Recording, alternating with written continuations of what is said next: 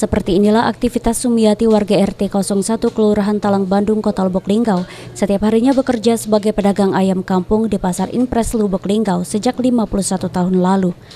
Awalnya Sumiati sendiri berdagang ayam keliling dan hingga kini tetap ditekuninya meski usianya sudah lanjut.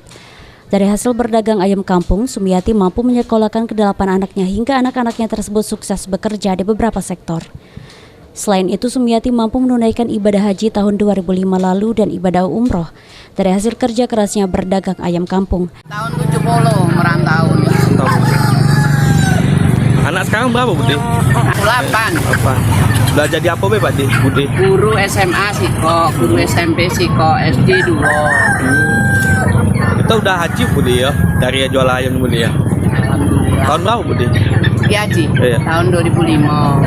Umroh juga, Budi? Umroh 2010. Di momen peringatan Hari Ibu, Sumiati mengaku sangat senang dan bersyukur menjadi seorang ibu dan bisa membesarkan ke-8 anaknya. Tri Hajaria, PAL TV.